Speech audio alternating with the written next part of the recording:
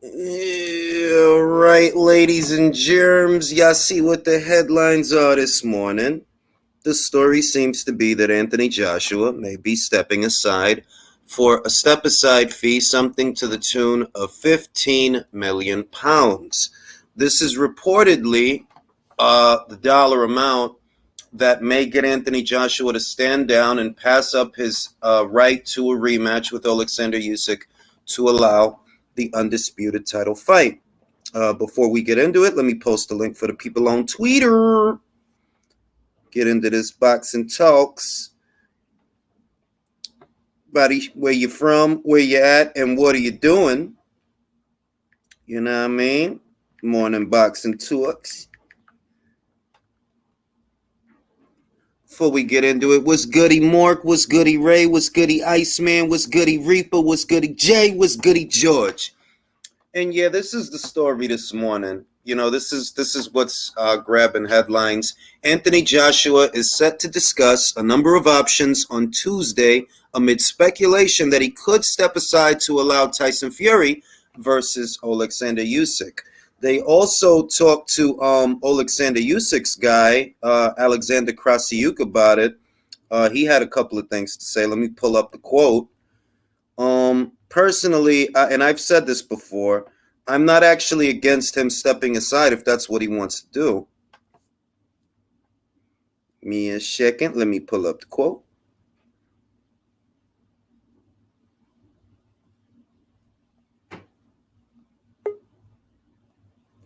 The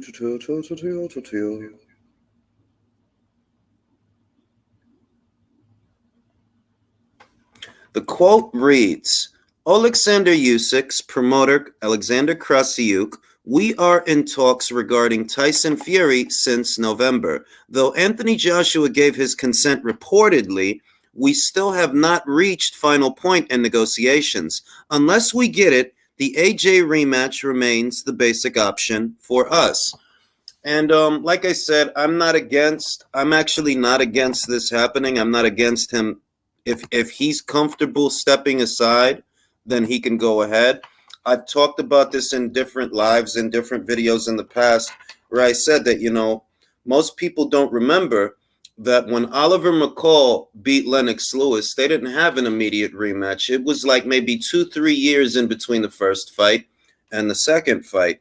And in that time, Oliver McCall had several fights in between there, and so did Lennox Lewis. So it's kind of like history repeating itself in a way that no, not every rematch is an immediate rematch. So if he's comfortable stepping aside, I'm okay with that because that's essentially what we wanted Deontay Wilder to do to allow Joshua versus Fury, you know, before the arbitrator ruled and all that different shit. I'm actually okay with that. Like, if he's comfortable stepping aside, sure, why not? If he wants his rematch, I'm cool with that too. I don't know how much truth there is to these reports because it does seem a little bit sensationalized. UK Rob, shout out to UK Rob, he made light of this, that it's kind of like clickbait. It's a lot of ifs and a lot of maybes and a lot of perhapses and shit like that when people are treating the story as if he's already made that decision. I don't know what decision he's going to make. What we do know is we've been hearing about changes to his corner.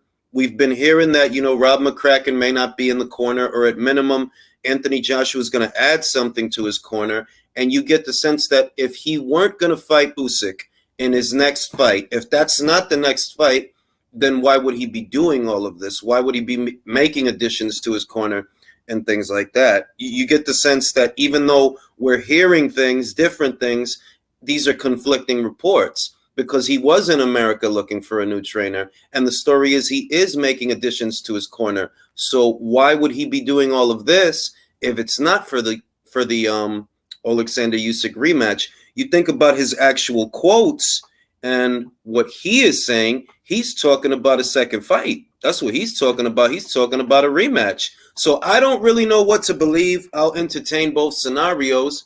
That, you know, if he's going to have the rematch, cool. I'll watch the rematch. I'm not against that.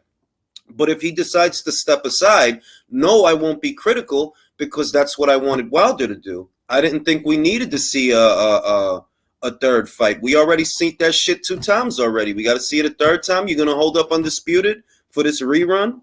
I don't romanticize the trilogy the way some other Americans do. The third fight was unnecessary.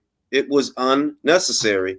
If the first fight was ruled a draw, then the second fight was the tiebreaker. Right? You got your fucking ass beat in the second fight. The only thing the third fight did was bring you that much closer to retirement. Because I don't even know that Deontay Wilder's going to come back.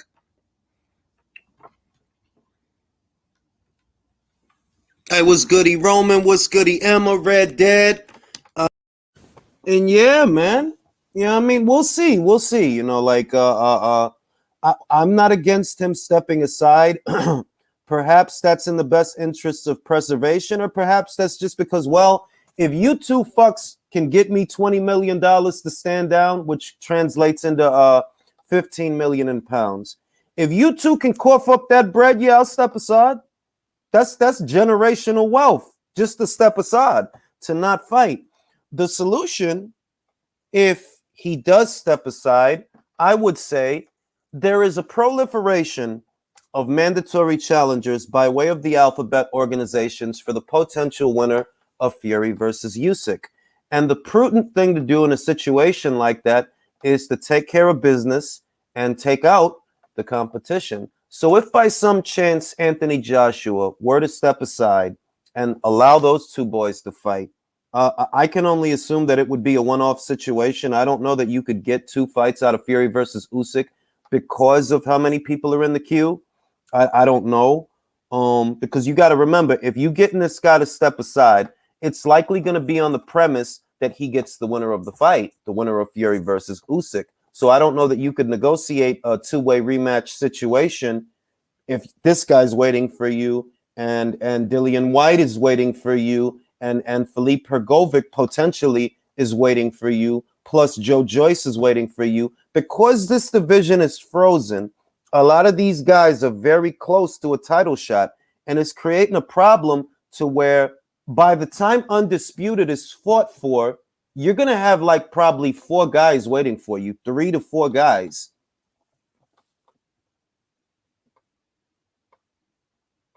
Gotta be the Saudis. That's what I'm hearing, bro. That's what I'm hearing. That the money is Saudi money that's supposed to be financing this dream fight. And you know, once again, I'm not against it. If he's comfortable stepping aside, if that allows us to see Fury versus Usyk, I'm all for it. I'm not against it. I'm not going to complain in any event. He has a right to a rematch if he wants to exercise it. If he doesn't want to exercise it, I'm okay either way. But what I feel he should do, or what should happen if they do end up fighting Usyk and Fury, is he should fight Dillian White for a second time, so that if he beats Dillian White, he gets his mandatory status, and then that'll untangle the situation. Because if you have Dillian White waiting for you, and you have Anthony Joshua waiting for you, and you have Philippe Hrgovic waiting for you, and you have Joe Joyce waiting for you, you got all these guys waiting for you. You guys got to take each other out. You got to take out the competition, because the winner of the fight, presumably, can only fight one of you at a time. Mark wants his comment read. Hi, Mark. Yeah, man. And we'll see. You know, it's not a definite that it's going to happen. I think that it's just getting a lot of attention because, let's be honest, we're not getting a lot of news as far as fights out of the heavyweight division. We're really not. We're not getting Hrgovic versus Yoka. We don't have a date for Usyk versus Joshua. We don't have a date for Fury versus White. As far as big heavyweight fights, we don't have dates for any of them. So everything is grabbing attention. Check out AJ's Snapchat just now. He clarifies it. Bruh, it's like, to quote Bob Arum, it's chaos, bro. It's chaos. Because Fury is supposed to be fighting White, but he's calling out Francis Ngannou, but his name is tacked onto a Usyk fight, an undisputed title fight. It's chaos. It's chaos.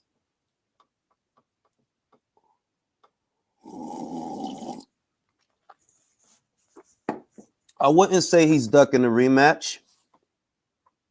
Rody, I wouldn't say he's ducking the rematch, bro. I wouldn't say that. If they're willing to pay him $20 million to step aside, how is he the one ducking when they want him to step aside?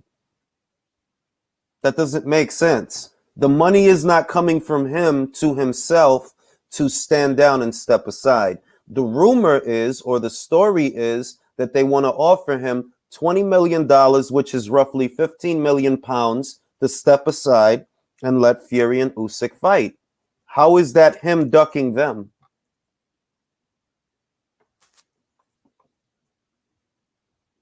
Oh, so he did say it's all bullshit. I mean, it's, thanks, Joe Lazizi. Thanks, Joe Lazizi. Thanks, because I don't have Snapchat. I don't have Snapchat. Dangerous Side, you're gonna have to find a new narrative because apparently AJ on his Snapchat just dispelled all of that. It's all bullshit. So you're gonna have to find a new narrative. What would Ali do? Listen, bro, Ali is dead. He's not here. I cannot use Muhammad Ali as a go-to talking point in the situation. If there was a step aside offer, how can I interpret that as him ducking them when that presumably they would be offering him that money to step aside, not the other way around? And come to find out, I guess it's all bullshit. Lennox Lewis didn't have an immediate rematch with Oliver McCall, Rody. It took him like 3 years, and in fact, I believe Frank Bruno ended up beating Oliver McCall before Lennox Lewis, in between the first Lennox Lewis fight and the second Lennox Lewis fight, which is why I said, if there is no immediate rematch, okay. If there is, okay. Either way. I get the sense that Rody is one of these Tyson Fury trailer park guys. You're right. Lennox Lewis didn't take step-aside money because he wasn't offered step-aside money. So when he didn't have that immediate rematch, it's because he didn't want an immediate rematch.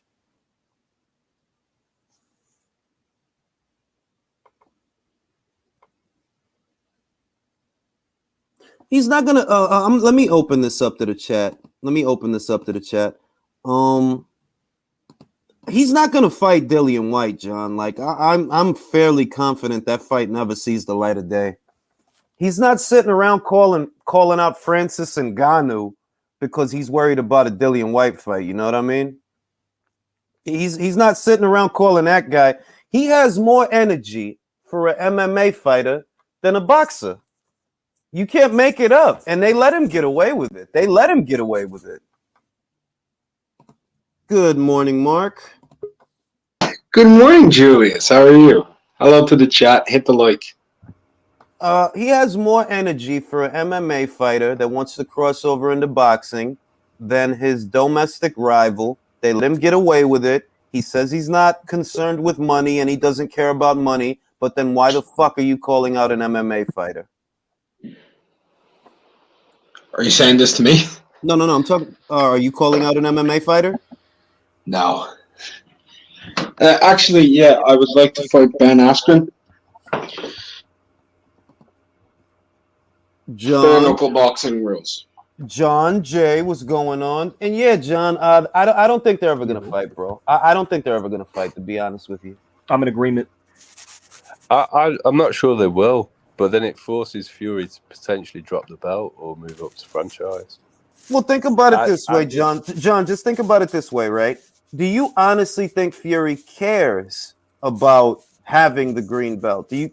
No. In the face of a potential Francis Ngannou payday, you know what I mean? No. But then everybody else that cares about Undisputed does actually care about that title being defended to its mandatory eligibles. And can I add one thing to you, John? Cut someone very unreliable out of the process. Can I add one thing, though? Dillian White's mandatory being upheld relies and majorly requires the honor and integrity of the WBC. I Well, it's know. not. Well, no. Well, look, it's not I just that. know. I'm aware of that, but they are going to court. And in the past, when we've had unscrupulous sanctioning bodies taken to court, namely the IBF, once they lost that court case, they became very steadfast in calling them mandatory. But let's say this. The other thing is this. Look, one, I don't think Fury cares about the green belt, and because Usyk has the other 3 belts, what the Fury people may ask themselves is this: what makes us more money? Usyk for undisputed or Ngannou for MMA versus boxing drool crossover fight? What makes us more money? What sells more pay-per-views in America? And you know the answer. You know the answer. But I can see The that MMA happening. fight. I can see that fight happening, the Ngannou fight, much more likely than Dillian. But does that mean Dillian should just walk off and just give up? He's never going to fight for the WBC. Let me address this comment. AJ just went on Snapchat and said it's bullshit, bro. So I'm sorry if your narrative isn't flying. You know, I actually follow AJ on Snapchat. I haven't seen that yet. Well, So that's I'm well, that's yeah, what I haven't that's seen it on Snap. that's what whatchamacallit just told me, that AJ went on Snapchat and dispelled the step aside rumors. That's what I was just told. And to me personally, I don't think it makes a difference if he fights if he fights Usyk next, cool. If he decides to let them step aside, if he decides to step aside, cool, because that's what I wanted Wilder to do a couple of months ago. I wanted him to step aside to allow undisputed. So if he does that, hey, cool, let them fight, and you get the winner. In the mean in between time, fight Dillian White, fight Felipe Pergovic. Well, so far on his Snapchat and on his Snapchat story, this is all I see so far. I seen 2 personal training sessions of him with Medicine's bowl, what looks to be chicken tikka masala in a bowl. Him at a JD studio, I think it is. Or a studio with 2 guys, and yeah, nothing vocal, like nothing said about Usyk or any step asides. Well, he's supposed to be having a meeting this week to discuss all potential options, stepping aside being one of them. That's what I saw from Sky. Alexander Krasiuk says that reportedly they have consent if they can. Well, he didn't mention the money actually, so it's all hearsay. Until we know, I'm not even on the fence. I'm more indifferent. If he steps aside, cool. If he doesn't step aside, cool. Jules, I'm gonna what's watch. your gut telling you? What do you think he's going to do? My gut tells me we get AJ versus Usyk. That's what I'm thinking. This counteracts what he was saying just a few days ago. I mean, he seemed really adamant that he wanted the rematch. My gut tells me that Fury wants Ngannou more than he wants White, more than he wants Usyk. That's what my gut, because it's common sense. You on your fake American shit now. Okay, well in America, the Usyk fight is a big heavyweight fight, granted, but it's not bigger commercially than an Ngannou fight. It literally isn't. That easily does $1 million pay-per-view buys in my mind. Easily. People are going to pay to watch that. Yeah. And if Ngannou is serious, like, look, you're talking about a guy who regularly goes in there and fights people for money. For the amount of money that he could make from a crossover fight, yeah, he'll go in there and fight Fury, bro, because it's not a serious crossover. You're not seriously trying to cross over into boxing because you're good friends with Carlos Takam, who's from Cameroon, like you. But I don't see you doing any boxing training. I don't hear about a potential box. I don't hear none of that. You know what I mean? All I hear about is Fury versus Ngannou. Okay, well, if it's Fury versus Ngannou, that's a cash grab. You're not serious about crossing over into boxing. You just want a boxing payday. And with the money that he makes from that one fight, yeah, he could retire. You could retire from combat sports. Julius, if the Fury and Ngannou fight happens, what do you think happens to Dillian? Dillian, look at what's happening with Devin Haney, right? It's not Devin Haney's fault that he was given a vacant title, yet people blame him nonetheless. That would happen to Dillian. I'm not sure it would happen here. It would depend what Dillian does and how he gets it. Let's put it this way. If Tyson Fury vacated that title today, do you think that would make the least bit of difference to the people that support him? No, not to the people that support him, but I think Dillian's got a lot of support here. and they'll probably continue to support him and pay for his fights. And also, the other people with the belts in the heavyweight division wouldn't ignore Dillian in the way that Devon's been ignored by the other belt holders. So I think Dillian could potentially fight for Undisputed quite comfortably with that WBC belt, which is a massive fight in the UK. Well, And all Fury right. will carry on making money in America for Bob. Let's put it this way, right? Dillian does have more options than Devin Haney, respectively. That is true, because the other outfits don't have as many ponies in the heavyweight show as they have at the lighter weight. So it's true that he would have more options than Devin Haney has. However, look at how quickly they blamed Devin Haney for something that Top Rank did. Top Rank petitioned for franchise status. It's widely publicized, yet you still see people putting the blame on Haney, like, oh, you got an email, but motherfuckers don't make sense is essentially what I'm trying to Julius, get at. The majority of people that do that are based in America, and I think they're more easily influenced against Haney because he's associated with DAZN and with Eddie Hearn. Mm-hmm. Whereas Dillian's support would be unaffected by that, and I think Tyson's support would be unaffected by it. They'll justify that he's a lineal, that he's Ring Magazine. Well, yeah, that's what I mean. Yeah, but it just won't be the same outcome as what happened to Haney, because Dillian will continue to make money, continue to be in pay-per-view fights, and probably fight the person who's in possession of the other three belts at some point. No, what I mean by that is this, in other words, Fury's fans have elevated him to deity status, to where he doesn't have to be held to his word. He can vacate a title and you can't criticize him for it. He can call out an MMA guy while he has a mandatory waiting. You can't criticize him for it, right? So what I mean by that is I don't think Fury's at all averse to parting with that belt if he can get an MMA crossover payday with Ngannou, if Ngannou is serious. So the situation I see, because I don't see him fighting Dillian White. I don't believe that fight is going to happen. I would love to be wrong about it, but my gut tells me those guys won't fight.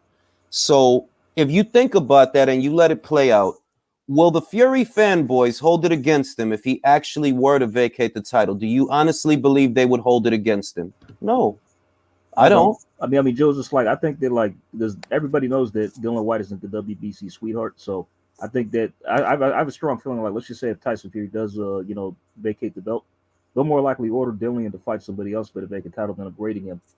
I got a strong feeling. Yeah, I think there's a good chance of that. Yeah, like who's number one in the WBC's rank standings right now? Wilder, for still some reason. I don't know why the fuck that is. So he loses two fights. He loses two fights back to back over the course of 2 years. They've got him ranked at number one. That just shows you that there's a problem from Dillian's point of view, fighting Wilder is probably going to generate quite a lot of cash. And it would actually be better than getting sent the belt in the post. I agree with that. But do you actually believe that Wilder would fight him, though? Do you believe he would fight him? If it's ordered by the WBC for the title, then maybe. I don't. I mean, he didn't want to go anywhere near him. What about now? He's going to fight him without him for a vacant title. If Wilder says no, what happens then? He retires, and they'll go down the ranks. You think they'll go down the ranks? Well, Dillian will still make money fighting for that title, so I don't. Yeah, I mean, it's not a situation where Dillian. And what you're saying about Tyson Fury's fanboys? Well, nothing. It doesn't matter what Fury does; they'll just stay with him.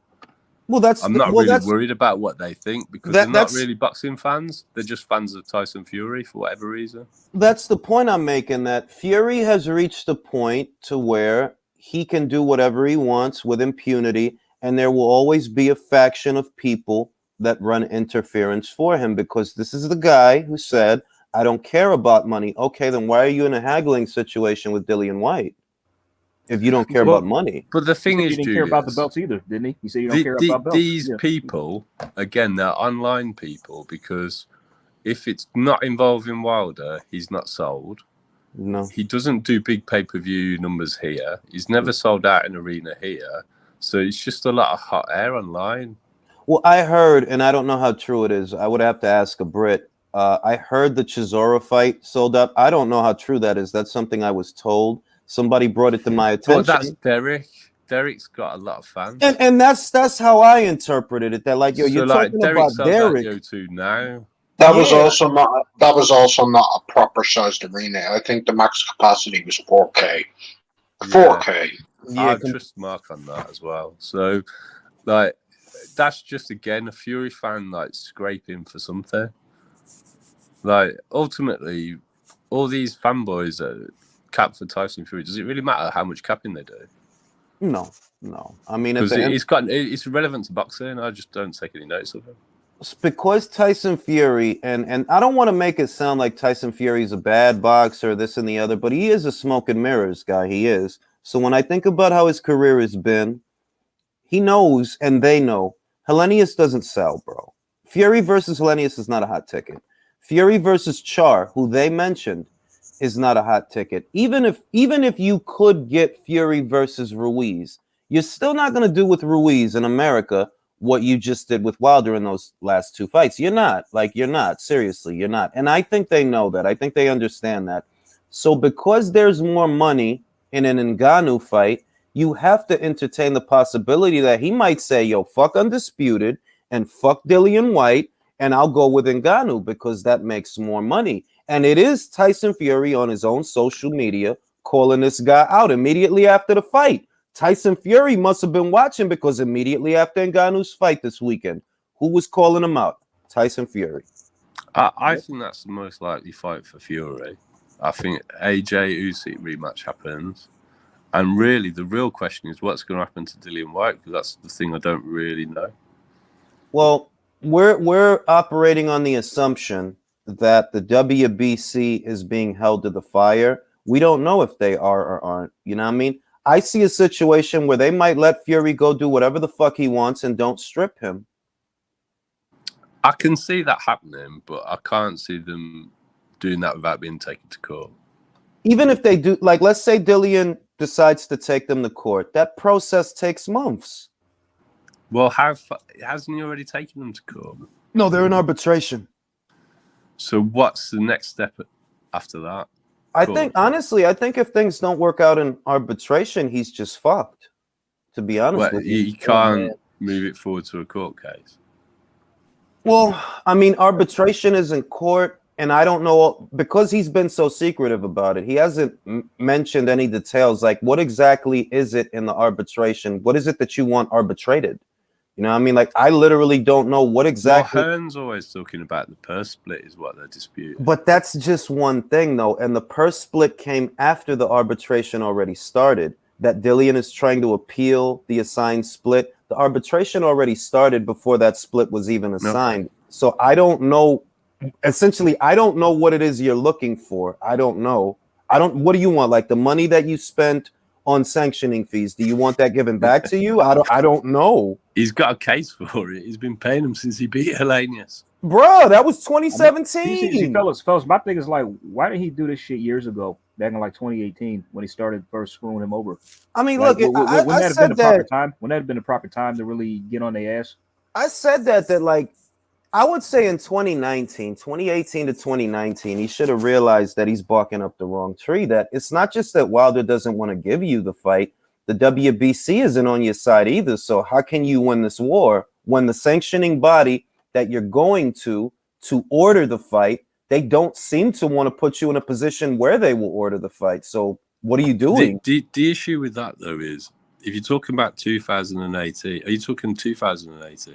Yeah, I'd say the end of 2018 going into 2019. Yeah, because he'd already turned down a fight for three of the belts. Yeah, he did. Yeah, that's right, he did. That's smart. Is it all just Dillian? Is it Eddie Hearn trying to get the last piece of the jigsaw in his control, and that's why they went down? No, I believe it's Dillian. I firmly believe it's Dillian. I firmly believe it's Dillian. If it's Eddie, he would have done. You know, if we're talking about things that Eddie Hearn wanted, they did offer Dillian White the fight with AJ after the Miller shit happened. It was Dillian that walked away. It was Dillian that chose to stay on this path, pursuing the green belt. I believe it's because he firmly felt in his heart that he could beat Wilder. That's what the fixation was, at least in my opinion. And because he has history with Fury and he claims to have dropped him in sparring several times, yada, yada, yada, I believe that's why he's still on that path. But I believe all of that is Dillian, because this fixation with the WBC, it's like, bro, it doesn't even make sense anymore at this point. How much time you've spent years on this, bro? Years. You know he's gonna be 34 in like 2 months, right? Bruh. If I look up his age, he's pushing 34. I'm like, holy crap, he's getting up there in age, man. He ain't getting no younger. But just right quick, Jules, let me bounce something off you. Let's say, like, in a hypothetical scenario, like say Tyson Fury ditches the belt, it becomes vacant, then what happened? What I predicted happened, like the WBC order Wilder and White to fight. Wilder doesn't say no; he takes it. But who do you think puts the fight on, the PBC or Matchroom? Oh, well, I think Matchroom though. What you think? I think Matchroom does it. All right, let's in that scenario, 40% chance that Dillian White goes to Showtime or Fox. 40% chance.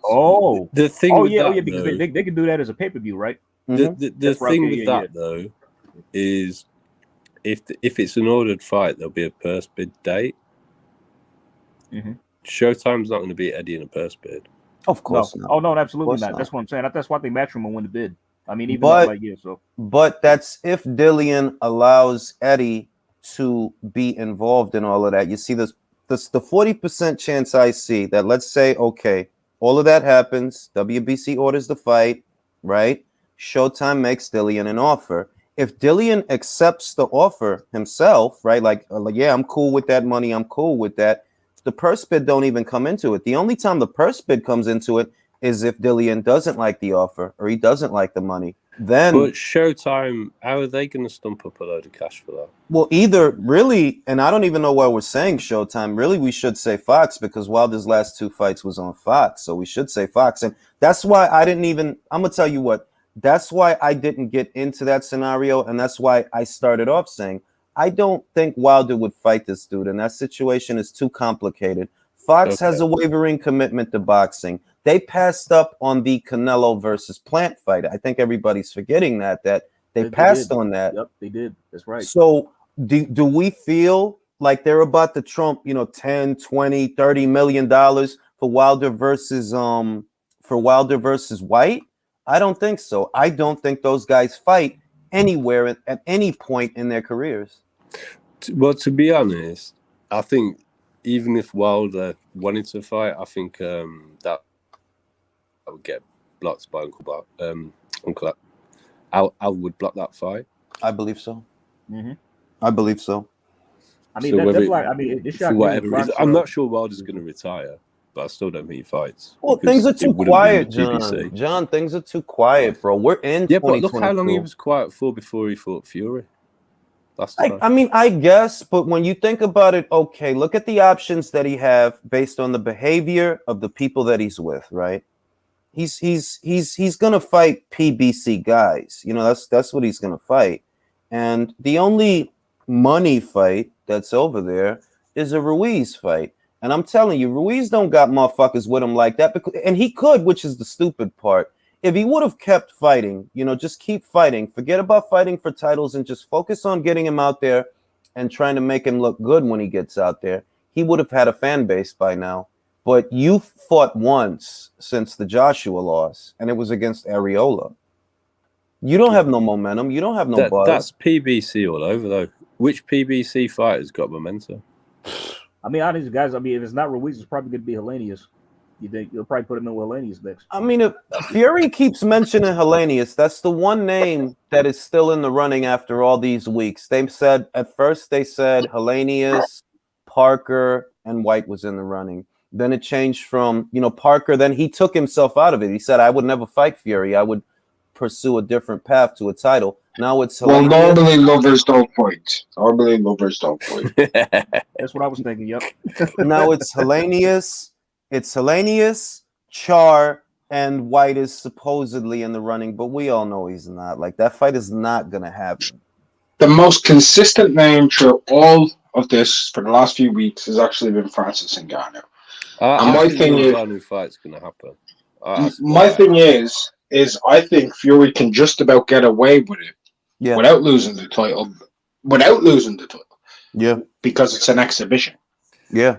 Well, the other thing, has he still got a dispensation to have a non-title fight from the WBC while they are iron things out with Dillian? I'll just say this to you, John. Go through the rule book. I'm sure you have. Everything. Yeah, they can do what they want. They can do what they want, yeah. He possibly does.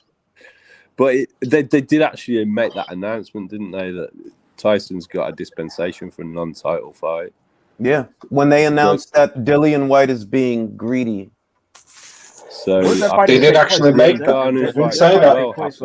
Does that fight take place on Top Rank or ESPN? If you fight Ngannou? Top Rank ESPN. Is that his last fight under contract with them or no? Tyson Fury? It would be. It would be. What about Right. Dana White in this situation? Would he allow Ngannou to fight him? Ngannou's out of contract. Ngannou's out of contract. The only way Dana White can have Ngannou fight is for the UFC championship specifically. Other than that, he's completely out of contract because if you're a UFC champion, you can actually be slated to fight if you're a champion, even out of contract. For championship fights, you don't hold anything outside of it. Ngannou written all over it with Tyson Fury not getting any penalties and Dillian being drawn into a long, drawn-out court battle. Which is why I keep saying that at the end of the day, this is the guy who said that money, he doesn't care about money. Then why are you targeting an MMA fighter? If you don't care about money, now, once again, I said it yesterday, I'll say it again today. I'm not against the cash grab. I think we all would use similar decision making in a situation like that. If you're going to make that much money boxing a guy that doesn't know how to box, why wouldn't you? You know, so I get it. It's just the illusion that Tyson Fury is this altruistic, pure fighter, warrior. He's like, get the fuck out of here, bro. He was never that to the me. fuck out of here. He's been called out about not donating his purse from the first Wilder fight to the homeless. Because we never heard about it afterwards. He didn't give no fucking shit. No, of course he didn't. Give no. He's been called out about it endlessly. And it's just continuous. But if you're gonna try and hold Fury to account for things that he says, you might as well stop. He's a snake oil salesman. That's what he is. Yeah, 100%. Smoke and mirrors. If you actually look at the way that he fought Vlad and everything he did in the build-up to it, that sums up Tyson Fury. He's just a trickster. And when you look at that situation, right? Who do you think would give Tyson Fury a harder fight? Not even saying he would win, but who gives him a harder fight? Francis Ngannou or Dillian White? Oh, come on, Jules. Come on. But let's state the obvious, right? So if we can all agree, not that he wins, but that he gives him a harder fight, who do you see Tyson Fury calling out? Is he calling out Dillian White? Is he even mentioning Dillian White? He's not going to fight Dillian. I've got no doubt in my mind. I know that. If the WBC actually forced the mandatory, I think Bob would write to them and get him elevated to franchise anyway. Yeah. He could. I'll go as far as saying, because I firmly believe he doesn't want the fight. And I'm convinced. All right, because if he wanted it, it would have happened by now. If by some chance Dillian White and things with Dillian work out with the WBC, I firmly believe Fury will drop the belt. He will not fight him. Period. Under any circumstances, he will not fight him. Yeah, but the reason I want that to happen, I want Fury to be pushed to drop the belt, is because he also can't really be relied upon to fight for Undisputed either. Yeah, I don't think he can be relied on to do anything other than circus money fights if he can get away with it. As far as I'm concerned now, I'll probably catch a bit of heat for this. But there's only two people at heavyweight who I believe would actually fight for Undisputed, and that's the two guys who fought each other for the unified titles last time, and Joshua and Usyk. That's it. I think if Dillian won it, he would, to be fair, man. Me too. I think Dillian. I know that we think that. My thing is with reliability is I know that Dillian has had 3 chances at an eliminator and a title shot, and he has rejected 2 of those eliminators and a title opportunity in the past because it didn't suit him. Now, that's not to say that, okay, maybe didn't make the right decision at the time or whatever, but I don't naturally think he goes after legacy more than pure money. No, and I agree with everything you've just said there. The reason I think Dillian would fight for Undisputed is because of his age, and it would be his biggest payday, and if he lost, he'd retire. Depends on what else is out there. The main thing with Dillian White's decision-making process is this. He probably feels that the AJ fight has always been there for him because he's in with the right people, and that's likely why he walked away from the offer they made him after the Miller fight. What I think Dillian is after, and I do agree with Mark to a degree, that he's after pure money more than anything else, is he wanted the green belt so that he would have leverage against AJ. I'll get more money if I have the green belt when I come back to the table. AJ's not going anywhere. We know Eddie loves him. So let me go get this green belt so that if I get it, when I come back, I can get more money. Because it is about money at the end of the day to Dillian. I do believe it's about money. That's pretty much what Dillian said when he turned down the AJ fight. But that's also, I think he still fight Usyk for undisputed because in the UK that would be a massive money fight. And it could be, but also motivated by money. I mean, that's what I thought. But also at the same point, let's say that situation arises and he has an opportunity for a fight with Joshua. That fight he would definitely take that way before he'd go for the undisputed fight. There's more money. Yeah.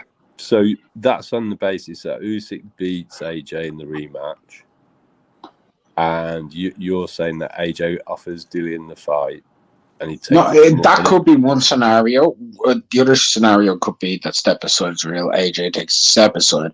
Fury ends up doing some weird shit, fights in Ghana or some shit, and then doesn't fight White, ends up losing the belt. White gets elevated. Why is AJ going to take a step aside if he understands? I have absolutely no fucking idea, because as far as I know right now, it'd be really fucking weird for him to be taking step aside for anything when Dillian White's in the middle of negotiations for a mandatory that's been ordered. So I think Garrett A. Davis is doing his usual thing before the real thing comes out, where he's clickbaiting his ass off of Tyson Fury. Yeah. But that's just Gareth A. Davis is just A, trying to clickbait as much as he can, and B, make Joshua look bad in the process. I agree.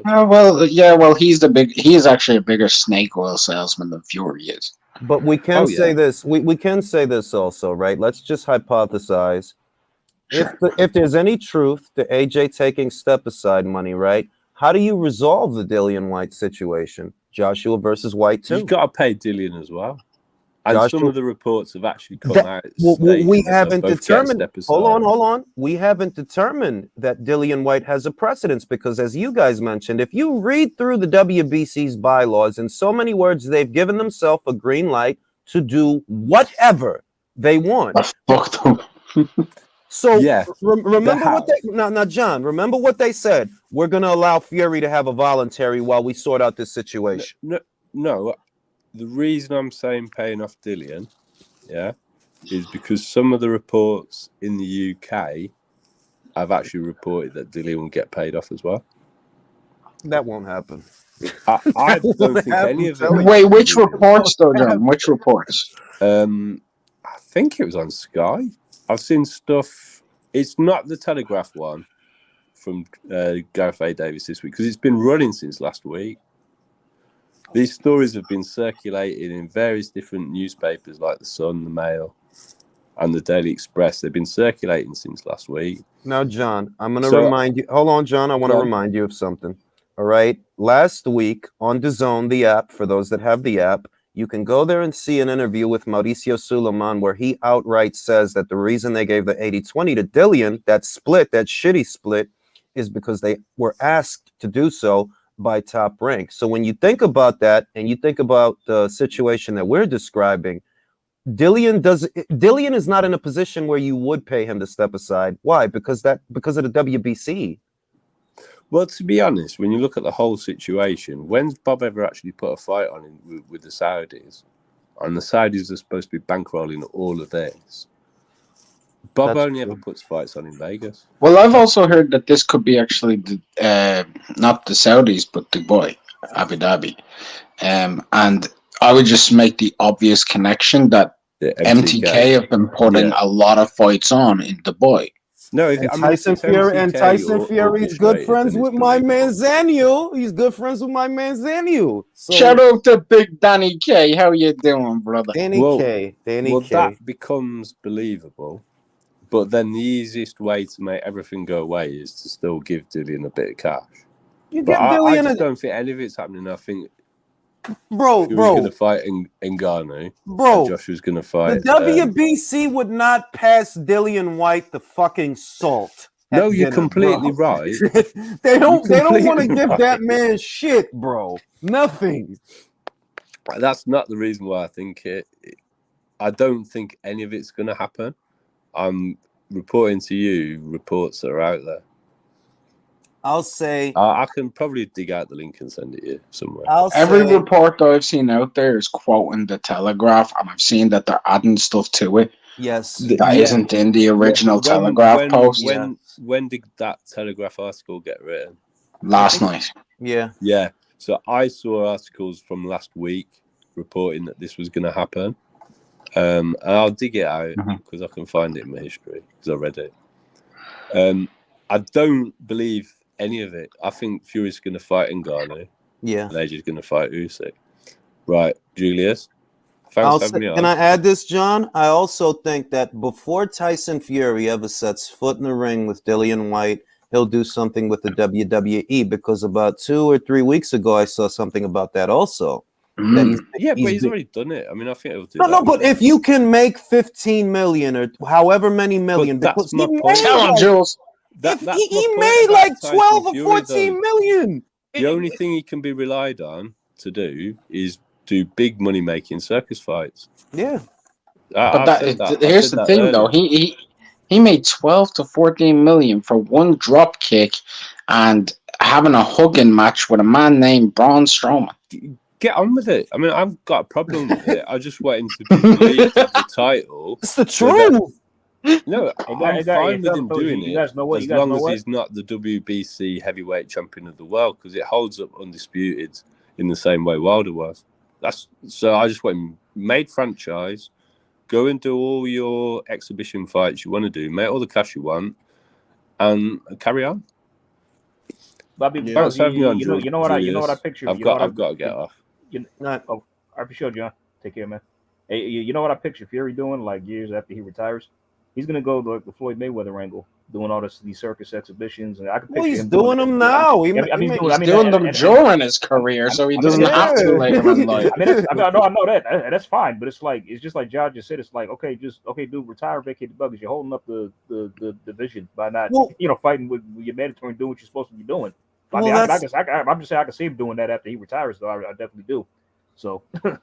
Well, that's the silver lining that, at least the silver lining that I see, that Fury, and I've always said this, he won't stand for ceremony. If he has to part with the belt to make more money, he will do that, because the sad part is he makes more money fighting Ngannou in a crossover shit show than he makes fighting Usyk for undisputed. And yeah, Usyk is a risky fight. It is. He's a risky fight. Jay, can I ask probably a dumb question? Well, a series of dumb questions. Would you say that the WBC, throughout their history, have emphasized a want and desire to keep the WBC belt within the continental United States / Americas? Yes. Okay. So, do you think that's the main reason that Mauricio Sulaiman, one, has subjugated Dillian White to where he has been with the WBC, and two, the 80-20 purse split? Because I feel that's the main reason he's done that, because that kind of would force Matchroom out of a purse bidding situation. He doesn't want it to go to Europe. He doesn't want it to go to Europe. That's because at 80-20, for Dillian to get the amount of money, Matchroom would have to put up a £50 million purse bid because he wants 10 million. But at 33%, Matchroom would only have to put up 30 million, which is a 20 million difference. So that would mean, in my opinion, they're trying to force Matchroom out of a purse bidding situation to keep that, because Matchroom will host that in the UK. Top Rank will host it in the United States, which is where Tyson Fury is predominantly based. So it keeps it within the US, even though he's a British fighter. I would say that there's something going on there to where it's not just about what you're seeing, but what you're not seeing. People in Vegas, people that bankroll fights. That's what I see. Because it does seem like there's a conscious effort to keep the green belt in America. It does seem that way. Tyson Fury may not be an American fighter, but he's in bed with an American-based promotional outfit. When is the last time Tyson Fury fought in the United Kingdom? With the Fury fight? Yeah, Pianetta. You know what I mean? It seems to me that what they are averse to is the green belt ending up in Europe for whatever reason. I don't know, but for whatever reason, it does seem like they want to keep it here. And when you go as far as saying that we made the split, and it's on the DAZN app for those that haven't seen the interview,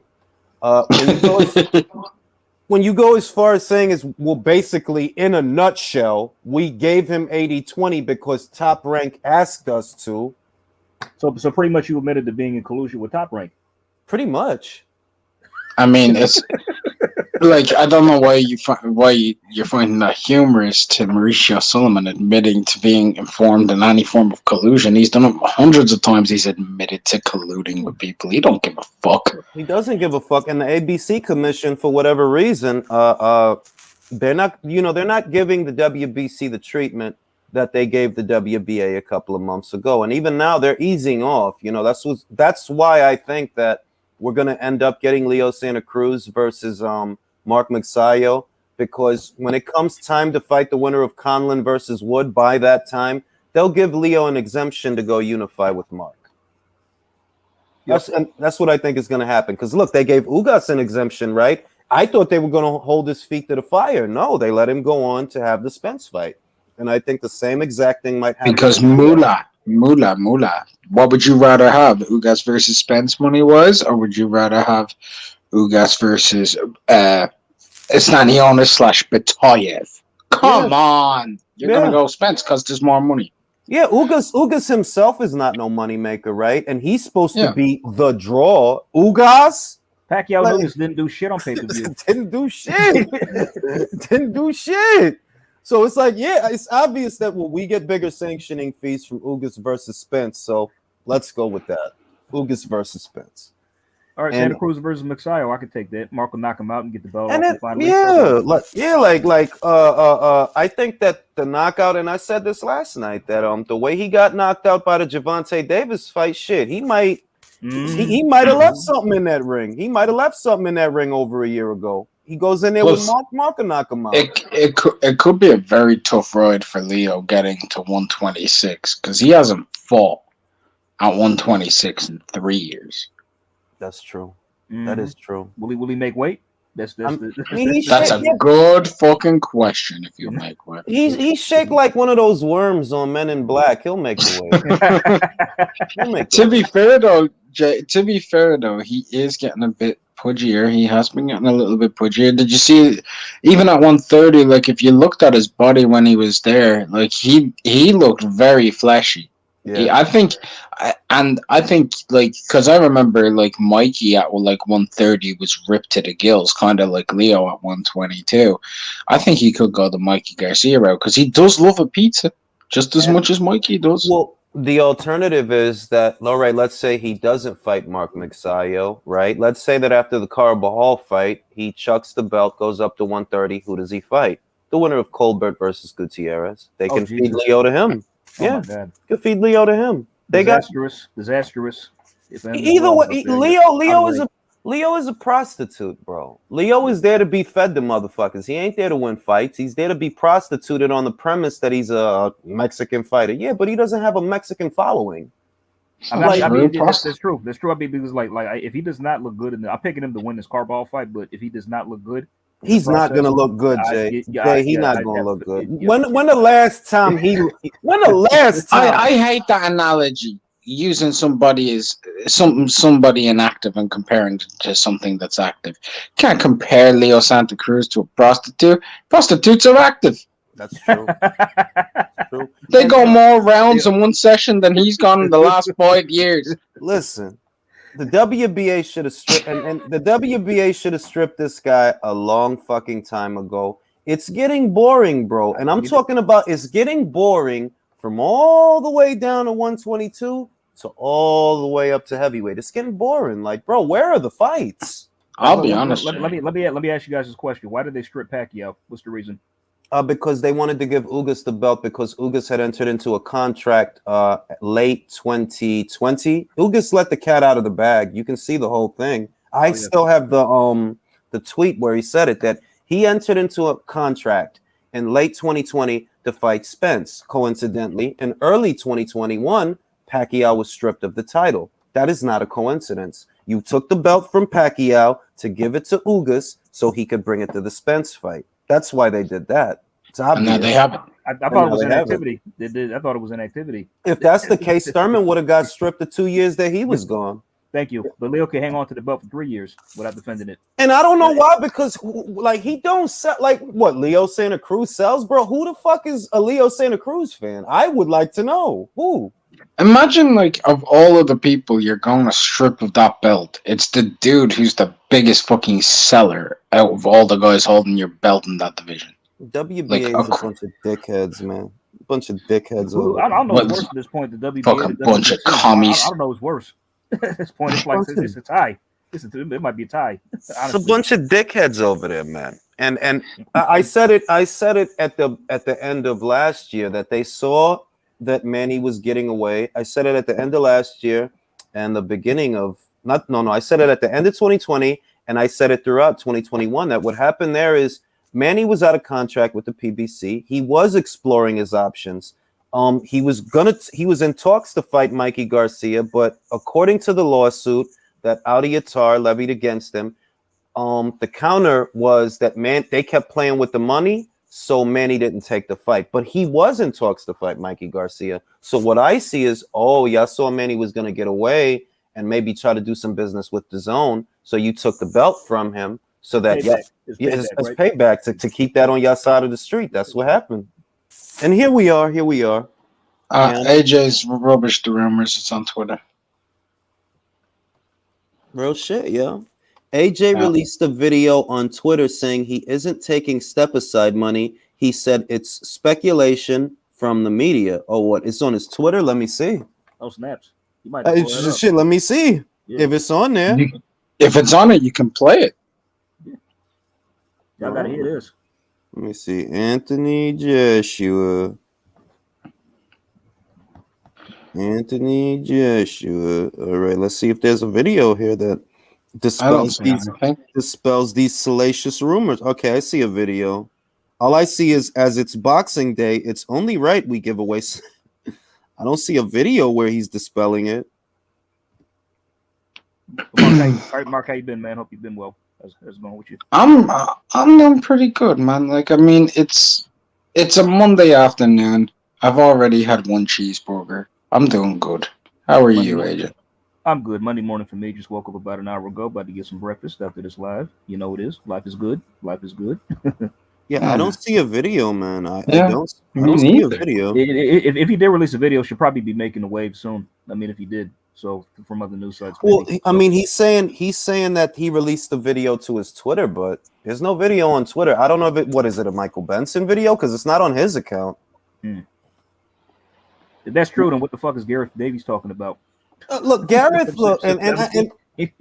I've heard this guy's an extreme fanboy of Tyson Fury. I don't watch him much, but that's just what I've heard from the rumor mill. Gareth, that's what I was gonna say. That Gareth is and I'm not gonna single him out for it because we know that the media is bought these days. The pundits are bought. Mm-hmm. Gareth is a Tyson Fury fanboy, the way that Mike Coppinger is a low key behind the scenes PBC fanboy. That's all it is. Get out of here, yo! I love when he came up to Bob and tried that shady shit. Now that he had the job with ESPN, thinking Bob wouldn't kick him out of an ESPN event, and he got kicked the fuck out in 2 seconds. That was funny as fuck. Well, you know what kills me about that situation? That you actually had people cheering Mike on for saying what he said, and it's like these are the people that if Top Rank tried to put on Lopez versus Kambosos as a pay-per-view, these are the people that would be outraged. These people are too stupid to see the forest for the trees. That, I know you don't have to like No, Jules, they'd be outraged, then they'd steal the fight. That's what would happen. Yeah, like you don't have to like Bob Arum, but you understand that the reason that this worked out the way it worked out is because this kid wants over the market value of the fight. And the only way to get him the money, you know how, is to put it on as a pay-per-view. Now, Triller was going to do that. Were you fucks? Were you bleeding hearts? Were you going to buy it? No, the fuck you weren't going to buy it. So shut the fuck up. Shut up. That was going to flop so hard. It's ridiculous. It's like, and this is Jay. This is why I always say that America is reaching a point to where the populace is too stupid for its own good. It's like, yo, you idiots don't understand that the only way to get this kid the money, that he wants is to charge us more, you fucking morons. Now We ask decide whether or yourself. not he gets paid. Now ask yourself, is Lopez versus Kambosos pay-per-view worthy? If the answer is no in your own mind, then stop telling Bob, yeah, you should have gave him more money. Let me use the Hall of Fame argument, though, right? So when people say, should this guy be in the Hall of Fame? Well, if Gaddy's in there, he should be in there, right? So if you say, is this fight pay-per-view worthy? Well, if Charles Martin and Luis Ortiz was, then yeah. And they didn't fucking buy that. You know what? It guys, call me crazy, but y'all might disagree with me when I say this. But if we saw the fight that we saw in the zone and we had to pay, I wouldn't mind paying for it. Yeah, but see, this is the other thing. We're in an environment where these guys, a portion of them, not even all of them, because we are still getting good fights by way of other outfits and other, like, Top Rank's fights are pretty fucking good, to be completely honest with you. Oh yeah, absolutely. If I want to, like, I know when Top Rank puts on a card, I'm gonna get a good fight. But these guys are trying to create an environment to where, well, if you got to fight a halfway decent fighter, or there's any possibility of you having to deal with some resistance, you're supposed to get an arm and a leg. No, you're not. Who the fuck told you that? Who the fuck told you that? I don't know why Till fought that in the first. He's never been on pay-per-view at all. Not once. If the Lomachenko fight paid you this amount of dollars, right? This is what you made for Lomachenko. How could you expect more than that for George? Then he held up the fight in the first place. Talking about it first, didn't he? It's common sense. If you made this with the Loma fight, why would you expect, I should say, in excess of that with George? What your manager should have told you is anticipate, not a loss, but you're not going to get a huge purse for George, but we got to hurry up and get this out of the way, because the bigger fights that we do want that are going to make us a lot of money, they're on the other side of this fight. Nah, you want to focus on this fight, stay stuck on this fight. You spent the year on this fight, and look at how it worked out. And I was saying, anybody that follows this channel knows, I said it this is a bad idea.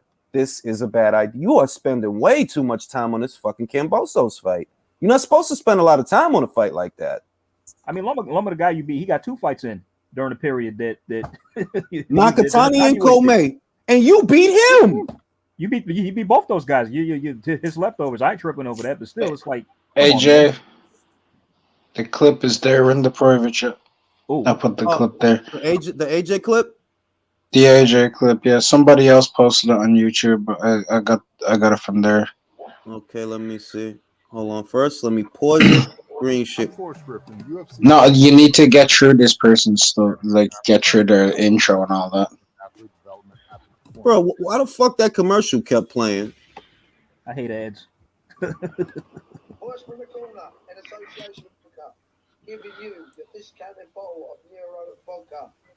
Bro, why the fuck am I watching a vodka commercial? That's what. Yeah, I guess that's a sponsor he has for his channel, Mike. Okay, let me screen share the shit. Let me see. Share. That's one thing I've never done is the sponsors. And I've been offered a couple. I'm sure you have too, Julius.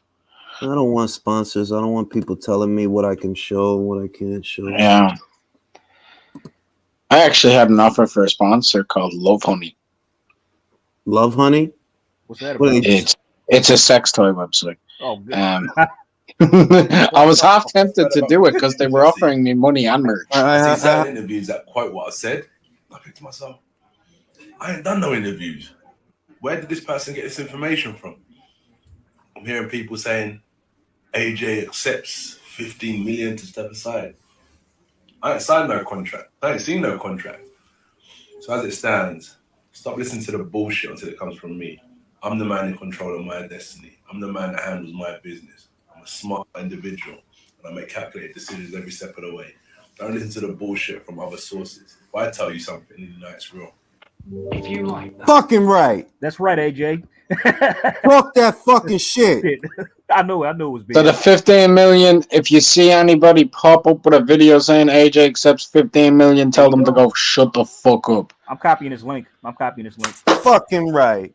I know he The amount. not only like 3 days ago, he was just saying he's not stepping aside. He's going to whoop Usyk's success. So I'm like, hold on, wait a minute. Look, Fucking you vultures. at the beginning of the video, I said that if he decides to step aside, cool, because that's what I wanted Wilder to do so that we could get Undisputed. If he decides not to step aside, cool. I'm gonna watch the Undisputed or the AJ versus Usyk either way. But as far as him, I don't know where that came from. I didn't see him say that he's gonna step aside. I saw him say that he wants to have a rematch and he's gonna be a 3-time heavyweight champion. That's what I saw. Yep, that's what I saw. So I don't the Gareth Davies shit, like, bro. Gareth gotta stop sucking dick, bro. Like, stop sucking dick, Gareth. Yeah, man, come on, man. Yeah, man. Garrett's trying. Listen, I'll tell you what Garrett's trying to do. He knows that he's lost his relationship with Tyson Fury to his new lover, Joseph Parker. So he's meeting this whole situation with scorn, and he's trying to deep throat to the highest level. But you need to remember something here, Garrett. No matter how nice your hair is, no matter how long it is, no matter how mean of a dick you suck, you don't have meth on the same level Joseph Parker does. And we all know what Tyson Fury truly loves. I want to say this. Gareth Davies is a store brand Ozzy Osbourne who can't sing. And that's how I feel about that. He does kind of look like him, though. Katie Taylor? Like He does. Nah, Katie's sorry, bro. Katie's Rufio. No, Katie's Furio from Goodfellas. Listen. Katie has great fucking tits, bro. Let's stop. Like, her tit, and I'm not even a titty guy, but Does her she? fucking tits, I haven't even noticed, bro. Her fucking tits is, oh my god. She has great, like, no Katie Taylor slander here. I'm Katy Perry. I'm sorry. Oh, Katy Perry. He said, you know what the funny shit is? He said Katie Taylor. I heard Katy Perry, and I was like, wait a minute, Katy Perry has great tits. Wait, Katy Taylor. No, I'm saying Katie Taylor looks a bit like Ozzy Osbourne when he was young. And I heard Katy Perry, and I'm like, wait a minute, Katy Perry has great tits, bro. I was thinking to myself this whole time, Katie Taylor has great tits. What's this man talking about? That's why I asked. I'm like, I don't know. Yo, listen, I don't know why I heard Katy Perry. When you said I heard Katy Perry. I'm like, Katy Perry, her tits is crazy, my guy. You crazy? Oh yeah, I'm getting on. She does. I could agree with. Let it stand to everyone in the chat. Don't insult Katy Perry. He's fine with the Katie Taylor slander when it comes to but not Katy Perry, bro. She's got great fucking tits, bro. Jesus Christ, her tits, man. But yeah, I mean, if he's that, like, and I stand by it because I'm like, yo, dog, it could happen, anything could happen, nothing is finalized. And one thing that I think is troubling though is we don't have a date for Joshua versus Usyk though. Like, we don't. No. Let me see. I actually personally, I'm just gonna make a reason that this is what I do. A lot of people do on YouTube. They come up with a lot of random ass scenarios as to why things aren't going certain ways. So I'll give one. The reason that fight hasn't is because Joshua has been searching for a new trainer, and 2 looking to gel. And that's my reason why the fight hasn't been set yet. I agree. That makes the most sense, and that's the simplest answer. He doesn't have a trainer. What did this Anthony Chill Wilson guy? I thought he settled on. Does that follow yet? Does anybody know? That's not official. That's not official. And that's the point, that he doesn't have an official, at least he hasn't announced it yet if he does. And until he does, yeah, that could be what's holding up the fight, that he hasn't situated his corner yet. I don't know if he's going to sack Rob McCracken outright, but that seems to be the way it's being treated, that, all right, moving forward, he's not with Rob at all. But I don't know how true that is. I don't know if that's the situation. You know what I mean?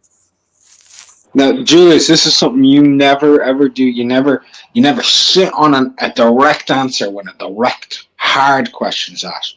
Do you think he should get rid of Rob completely? No.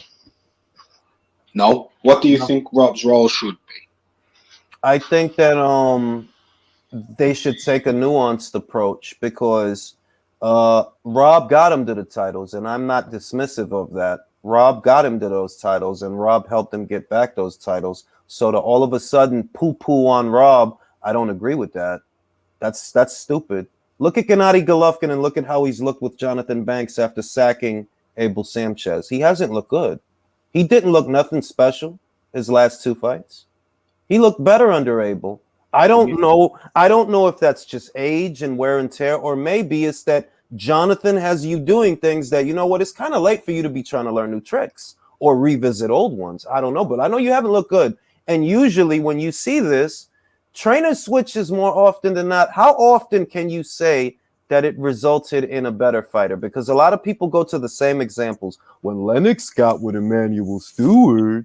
When Vlad got with Emmanuel Stewart. So we're essentially referencing an all-time great trainer as the poster child for every time a guy has a corner. When Ken Norton went with Eddie Fudge, like, shut the fuck up. Y'all want to name the greatest trainers of all time? Look, I'll give you a couple scenarios where I feel fighters have improved. Not coming off of losses exactly, but definitely improved, right? One, I feel Lawrence Coley made massive improvements when he went to Shane McGuigan. Massive improvements going to Shane McGuigan. I honestly believe that when Tony Bellew went back to Dave Caldwell, he made drastic improvements. But there's not many that happens in. Let me answer the super chat. Napoli asks, hypothetically speaking, how would Anthony Joshua do with Teddy Atlas in his corner? And I think Teddy Atlas is one of these guys. His name gets brought up for his celebrity more than his abilities as a trainer. I'm not going to tell you I think he's a bad trainer, but I don't think he's the man for the job. I'm going to sound like a broken record, but the man for the job is Joey Gamache. If I had to pick, it's Joey Gamache. Oh, you'd pick Joey. Yeah. I like it. He has experience in this situation. He trained Otto Wallin for Tyson Fury. He trained Teofimo for Lomachenko. That's the guy. And I would not have him in my corner henceforth. I would use him for this fight. Well, I'll sound like a broken record. People won't get it, but I'd pick Salas. I don't think Salas is the right guy for this job. That's fair. That's fair. Joey Gamache, I do. Joey Gamache, where you at, bro? I'll give you a few reasons why I would go with Salas. One, he has trained fighters coming back from losses and rekindling their careers, like Ioka, like Jorge Linares, and who was a recent one? Luis Arias, Thomas Delorme. Mm-hmm. Taking them coming off of losses were Bessie Ramirez and brought them back. So he's proven that he can do that a numerous amount of times with heaps of, and Yordeena Zugas actually as well. Just to name another. And bringing them back and getting them into stronger pictures. Two, he can train you a multitude of styles against a multitude of styles because he knows multiple effects of fighting. And three, he teaches you the base of how to sit on your shots whilst rolling. He is the best at parrying. So if your main issue in that fight, people probably think with Joshua, it's attacking Usyk. He needs to do more of it. But he was attacking him quite a bit. He was getting caught too much. He needs to learn how to roll those shots as he's in that pocket better. And I think getting half parries in there will help him with maybe his reflex capabilities to be able to parry shots. That's why I go Salas. All right. Drew says there is no man right for this job and who will take down a man who shares the B-day of a Capricorn goat in Cassius Clay. I'm going to be real. I think Usyk can be beaten. But you can't approach him psychologically. You got to abandon all that shit, bro. You got to abandon that shit. It's like what I was impressed with after AJ had lost to Usyk, Dylan White was interviewed, and he said that was really probably did was outbox him. And my mindset is if Dylan White would have fought him, he just pretty much would have tried to do what Derek Chisora did. Because that's what you have to do. That's what you have to do. And either it's going to work or it's not. But that's what you have to do, though. Like, you can't go in there trying to jab and create openings and look for that. Like, no, bro. No, because take his fucking head off. Usyk is a master, but you try to outbox the master boxer, you're going to get outboxed. If anything, he should watch the tape on the Mayris Breedis fight. Everybody should watch the Mayris Breedis fight. Just take pages out of Mayris Breedis because he had more success against Usyk than anybody. And what I noticed about Mayris Breedis is he was more aggressive. He was more gung-ho. I remember Mark. I'm trying to pick my moment. If you watch the fight, a lot of the fight is this. A lot of Usyk versus AJ is just this shit. That's it. That's it. I mean, dude, AJ, he got caught with a massive left in the third. It was almost done, bro. Bro. I mean, That's one of those fights where you got the preview in the first round because I think Mark will remember this better than I can. Didn't Usyk land a straight left early in the first? he did. Right in the beginning. Yep, he did. That's the story of the fight. And that's how it pretty much kept playing And out. it was a huge one too, by the way. Instantly coming. That's the fucking story of the fight, bro. Like, you know what I mean? So you got to get at this guy, and you got to get at. Who are you, Ring Kellerman? What the fuck? Story of the fight? Ring Kellerman? Oh, come on. That's the story of the fight, yo. It's the story of the fight. Like, you got to take it to the fucking guy, yo. And you got to risk getting knocked out, bro. You do. You have to risk it. To get him, you got to risk getting taken out, bro. I don't see any other way. There is no other way. There's no other way. Remember the Apollo speech in Rocky 3? There is no tomorrow. Bro. There is no tomorrow. No other way, yo. You got to fucking get at this motherfucker, man. Punch him in the dick. Throw him on the ground. Wrestle with him. Lean on him. Put your elbow in his neck, fellas, man. Fellas, right quick. Have you seen the Rocky? You guys seen the Rocky 4 director's cut? Yo, I heard that shit is good, yo. It is, bro. It's got a lot of good additional scenes, man. It really does. Does Bridget Nielsen show her titties in that shit? Sadly, no. I wish though. That's some bullshit. I ain't watching. She has big fucking titties, man. Oh, Russian titties. Juicy. Bro, he's vodka in them shit. I see why Sly Stallone put the ring on it. Should have held on to that shit. Did you say just vodka? It's vodka in them. Yo, why y'all remember when she was dating Flavor Flav? I remember Like, that. I remember like at the Flavor Flav roast, Jimmy Kimmel was like, you know, when they gave you guys that reality show and you and Bridget left into each other's arms. Originally, I thought that VH1 had gave John Embry for a show from the San Diego Zoo. But that was too much pussy for Flav, bro. Like them long ass that was way too much. The pussy was too strong for him. Like you can't get Flav some pussy like that. He can't handle that assignment. Shout out to Drew. Drew says, I think Usyk's constitution and his indifferent demeanor psychologically confuses his opponents because mind games don't work on him. He can be beat, but nobody has wanted to walk through hell to do it. Maris Breeders did, the fucking goofball. I want to admire him, but he has quickly become a fucking goofball. I have to say that. He's a meme. He's become a meme. He's become a, like, bro, like, you really sitting here calling out. You got all this energy for Jake Paul. Why you? Y'all are too nice. Go ahead. Let him have it. No, y'all are too nice. He's become a disgrace of a man. Fuck being a boxer. Fuck trying to make. When you go and you get a tattoo of Jake Paul with fucking antlers on him, bro. Let me highlight this comment because this is what I mean. That's a fetish. Hold on. Chaim Theon Boxing says, Ring, what you're saying is Salido was a genius years ago. And that's kind of what I'm getting at, though. What you look like trying to have a chess match with Lomachenko? No, bro. I am here to fuck you up. Period, bro. I'm going to punch you in the dick, bro. Fuck it. Fuck it, bro. I'm going to wrestle. I'm going to be dirty and grimy and gritty because I can't outbox you. So I got to do what I got to do. I'm going to bite. I'm going to elbow, throw you to the ground. And that's why, listen, that's why you go through every video of the last. You're not going to hear me bitching about Salido. Why? Because that's what the fuck you supposed to do. That's what if you can't outbox the guy, you got to play dirty, bro. You have to. You got to outfight him in that case. It's a fucking fight at the end of the day. Is Salido not no Uber driver? That's the part of it that I think is disrespectful, bro. Shout out to the journeyman that's willing to punch you in the dick, bro. I love those guys. Shout out to them. Like, nah, that reminds me of this fight a while. It was a long time ago. I forget the guy's name, but it was so dirty. It was kind of hilarious. It's like one guy, one of the fighters, his last name was Darren Gaynor, I want to say. I could be up there. It's like, but one of them kept doing dirty tactics, kidney punches, like tackling the guy to the ground. Then like he's looking at the ref. Then like out of nowhere, the dude who was being fouled himself, he just pinned this guy against the ropes and landed 3 massive left hooks to the guy's nuts.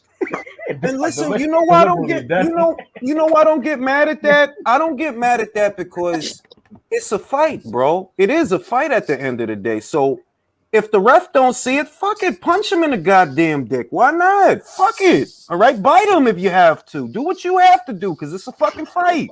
Because what happened was, remember how when Wilder got dropped by Fury in the rematch, right? The second fight when he put him down with that left to the back of the head or his ear. Mm-hmm. Like Wilder immediately gets up and he's looking at the ref like, why did he do that? He wasn't supposed to do that.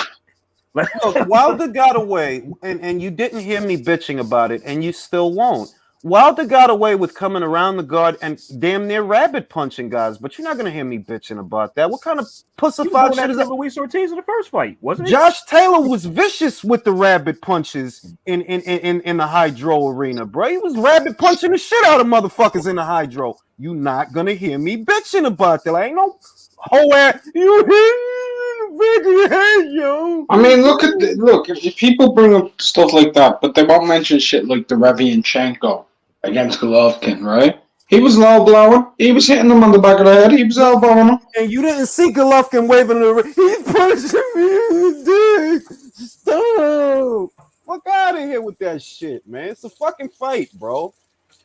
Oh, bullshit. I personally believe that the ideal guy to spar for this fight, or the ideal guy to go to, I should say, not spar, but go to, is Captain Jab Jab Clinch himself, Vladimir Klitschko.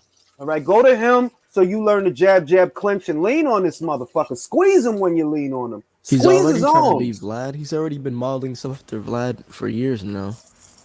But you know, Jay, my thing is, he hasn't mastered the jab Hell jab no. clinch. No. Jay, I'll be honest though. I don't know how many people have that level. I don't think Vlad could have done his tactics against Usyk. And I'll give you my reason why. The only person I feel who fought Vlad who could move as good as Usyk, but only forward, was Povetkin, right? And he had to illegally be allowed to win that fight. Because that's not like punching someone in the nuts or elbowing them or biting them. That's literally picking dude up every 10 seconds and throwing him on the ground. Fuck it. Mark, what did I just say? Squeeze him, throw him to the ground. Fuck that shit. Fuck his arms up, punch him in the shoulder, punch him in the funny bone. Fuck So you're telling me, Jay, your philosophy on boxing is do whatever it takes to win, yes? I take steroids, bro. I don't give a shit. No, just is that your take? Do whatever it takes to win. I would say this. It's not about being okay or being okay with it. It's more along the lines of, okay, you tried the cerebral boxer approach. That didn't work. So you have to be the rough and tumble pressure guy now. And that does involve roughing the guy up, putting your elbow on his neck, tying him up, squeezing his arms. It involves fighting dirty. Man, all I want you to say is yes, whatever it takes. That's all I want for you to say. Take steroids! Then what is your problem whatever it takes, what is your problem for Frankie Sanchez? Oh, hey, yo, fellas, come on! Yo, fellas, gotta be excited about that. Fellas, when in doubt, juicing's all it was what it's about. It's fucking right, dog. EPO in this bitch. No, don't get on that tea. Get on that tummy tea. Get your tummy tuck. I ain't even mad. At this point, I am so fucking annoyed. I just want to see fights, bro. Like, can we get some fights? January was so Do you want to see the fights, Julius? Shouldn't we already have a fight date like coming up for that? Aren't you excited for next weekend, Julius? What's next weekend? Machina versus Macabre for $50. I think somebody's gonna get knocked out in that fucking fight. I am gonna watch that fight. Actually, I'm gonna watch that. Also, Xavier Martinez versus Robson Conceição. That's gonna be a boring fucking fight. I don't know. I think it'll be pretty good. But here's the most important one. Hold on. Oh, sorry, go ahead. It's on DKP, but can I mention the website on your channel, Julius? It's up to you. Go ahead. It's on DKPboxing.com. It's a pay-per-view, the Macabre Machino. And on the same card, you will also get to see Jonathan Goudry take on the reigning and defending WBA regular heavyweight champion of the world. Forever trying. Let me see. New Country. I shout out to New Country. Good morning, bro. Drew says, what does Usyk need to do to be an ATG? Bro, all he has to do is beat Fury and he's an ATG.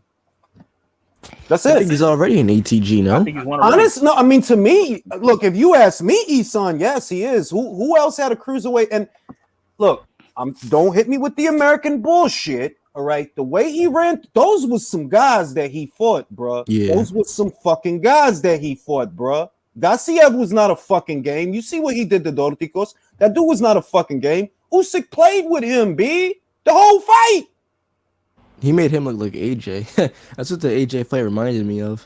Now, Oh no, he beat Gassiev way easier. Yeah. way easier. Way easier. No, And the listen, way- going into that fight, everybody fought. that knew about the fight, going into the Gassiev fight, there was a lot of Gassiev people that got real fucking quiet in the Facebook. Like, bro, Usyk ain't gonna beat him with that pity pat. All right, motherfucker. All right. Just ain't don't. I am so happy to say, Mark, I'm so happy to say, that. I fucking amped Usyk up in that fucking fight, bro. I put Facts. money everywhere on that shit. I Facts. knew he was gonna beat that cunt. I knew that flat-footed fucker wouldn't catch him. I was just about to say, I'm so glad that, because I was talking to you about that too a few days before, and I'm put money on that shit.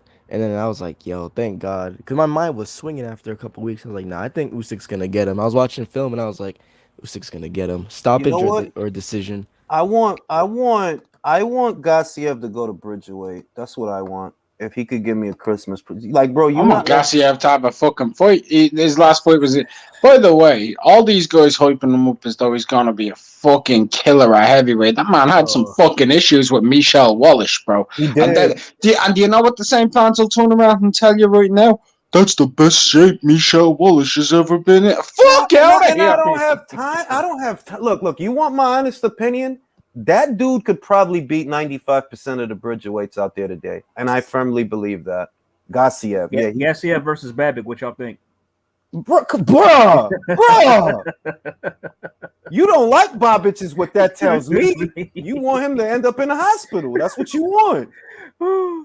Like the Oscar Rivas that I saw with Rositsky, Gassiev can beat that guy. He can beat that guy. He's better on the inside than Oscar Rivas. Better. I think if Gassiev stayed a cruiserweight, By the way, he'd have been a champ again. That's what I think. I don't care if he can beat him or not. Just based off of like where Rivas is now and where Gassiev is now, that's a hell of a fight. Yeah, it is. Hell of a fight. Because that's just going to take place in the fucking pocket and at mid-range. And because neither guy can box off the back foot properly. So that's just going to be hell for leather and may the best man fucking win. And I think Gassiev wins that fight. Yeah, I think Gassiev is a way bigger puncher. I think one of those hooks is going to fuck shit up. Yeah. Yep. Did y'all see what he did? Gassiev, I told this, he fought a guy named, what's his name? Jordan Schimmel. Y'all see what he did to this guy? Like he knocked him the fuck out. One of the worst knockouts I ever seen. And I think Gassiev was a dangerous motherfucker. But Jordan Schimmel has a chin like David Howe, man. Let me tell you something. David Howe. Let me tell you something. Gassiev's eyebrows. He has more hair on his eyebrows than I have in this beard, bro. That's a hair. He has more hair on those eyebrows than I have on my head and my arse crack. You guys know he's only 28. Y'all know he's only 28 years old still? Yo, I heard he's fucking. Nah. Listen to me. I'm gonna put this out there, and I don't care what nobody tell me. Him and Luis Ortiz got their passports in the same fucking building. Because for that cunt to be saying he's the same age as me when he looks 15, he is 46 years of age. When he was 23, bro, do you remember that receding hairline, that big fucking heat? Julius, do you remember 5 years ago telling us he's 23? Get out of there, bro. He looks like he's training Abel Sanchez for a fight, not the other way around. I did the legwork for the World Boxing Super Series, so I researched the fighters. I'm like, oh, Kudrajov, that's a good guy. Dotikos, great guy. Come up on Gassiev, watch him footage, like, oh, this fucking guy's great. Looked up his age, 23. Bro, he looked like he could be my father. And I'm 2 years old. What? 23? That's why I said, like, hell no, he's 28 years old, bro. We've been a hard 23 years. If he's 23, like the fuck? Well, he spent 23 years under the jail. It looked like he spent 20 under the jail. Fuck out of here with that shit. Nah, bro. He old, bro. He was down there playing spades with Frankie Sanchez. That's what I think. They was both under the jail. Do you remember when Sam Peters and Huey Fury were fighting? And I seen when they were announcing their ages at the ring, they announced Sam Peter is 37, and I nearly pissed myself with laughter. I'm like, 37? Sam, where did you get that passport? Come on, Sam, you were 27 2 years ago? Napoli says, I would like for Gassiev to drop down to cruiserweight and push for the WBO mandatory. Gassiev versus Okoli would be a great fight. I want Gassiev versus Breedis. If I had, That's the fight I always wanted. I'll say this. Now remember, Gassiev was 23 and 24 when he last fought a cruiserweight. He's 28 now, right? He can't make now it. He cannot make it because one, he was inactive for too long. Two, he bulked up a lot of muscle on top of his shoulders. He hasn't actually put any weight on his midriff. He's just packed on a lot up top and on his legs. And last, and this is the major thing, he said he was struggling to make cruiser when he fought Dorticus.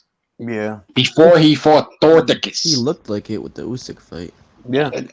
On both of those scales, he looked like he had a rough night getting there. I think he was a legit heavyweight trying to make cruiser. I think Bridgerweight is ideal for him, to be honest. I think Bridgerweight is he can beat every I would give him very good odds to beat every single one of those guys in those rank standings. I agree with you. It does help that there's like 6 guys in the division, but yes, I agree with you. Well, why do you think I'm saying that?